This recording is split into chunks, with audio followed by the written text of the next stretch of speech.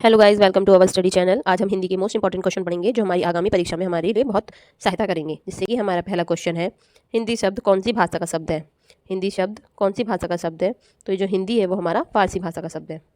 Next पे आते हैं हम, अपभ्रंश का वाल्मीकि कहा जाता है।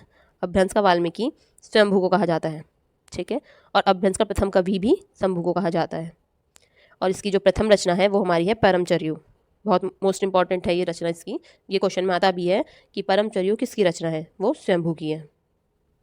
नेक्स्ट पर आते हैं अब हम, हमारा थर्ड क्वेश्चन है, हिंदी साहित्य का प्रथम महाकाव्य कौन सा है। हिंदी साहित्य का प्रथम महाकाव्य हमारा है पृथ्वीराज रासो, ठीक है। और इसके जो रचयिता हैं वो है हमारे चंद्रबरदाई।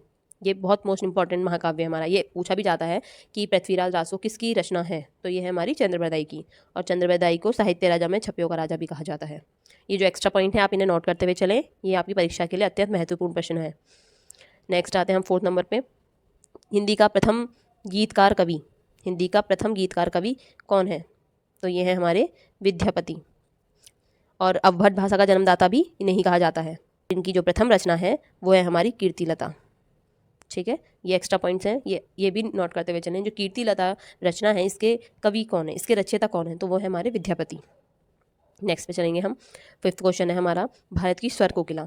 ये तीन हमारे बहुत इंपॉर्टेंट क्वेश्चन हैं, इन्हें देखते चलें। भारत की स्वर कोकिला लता मंगेशकर, भारत का मैथिल कोकिल विद्यापति, भारत का स्वर्ण कोकिला सरोजिनी नायडू। नेक्स्ट है, खड़ी बोली का प्रथम कवि। खड़ी बोली के प्रथम कवि है अमीर खुसरो। ये बहुत बार पूछा गया है कि खड़ी बोली के प्रथम कवि कौन है, अमीर Khusro. Very very important question, ठीक है। और हिंदवी शब्द का प्रथम प्रयोग करा था हमारे अमीर खुसरो जी ने। साहित्य हिंदी का प्रथम मुस्लिम कवि, जो साहित्य हिंदी है इसके प्रथम मुस्लिम कवि भी हमारे अमीर खुसरो जी हैं, ठीक है। ये एक्स्ट्रा पॉइंट नोट करते हुए चलें। सातवां क्वेश्चन है हमारा, हिंदी निबंध का जनक कहा जाता है बालकृष्ण भट्ट जी को, ठीक है।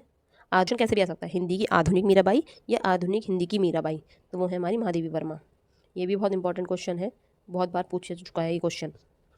नेक्स्ट हमारा, हिंदी का प्रथम साप्ताहिक पत्र। हिंदी का प्रथम साप्ताहिक पत्र उद्दंड मार्तंड। हिंदी का प्रथम साप्ताहिक पत्र है हमारा उद्दंड मार्तंड। और इसकी जो प्रकाशित हुआ था ये 1826 में हुआ था।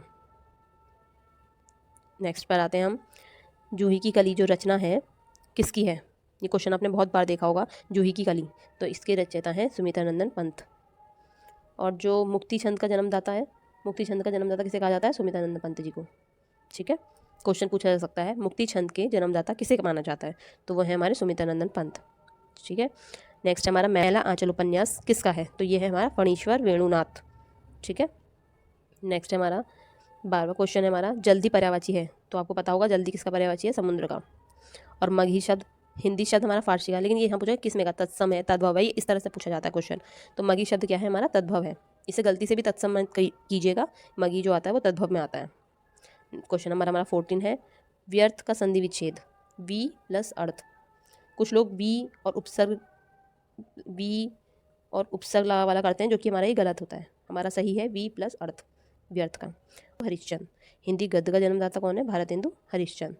ये था हमारा आज का लास्ट क्वेश्चन। आप ये जितने भी एक्स्ट्रा पॉइंट्स थे, जैसे कि मैंने आपको बताए थे बीच बीच में, आपने वो नोट कर लिए हो। और किसी भी तरह की कोई आपको सहायता चाहिए हो तो प्लीज़ कमेंट करें। और आशा करती हूँ आपको ये वीडियो पसंद आई होगी। और ऐसे ही क्वेश्चनों के लिए चैनल को सब्सक्राइब करें।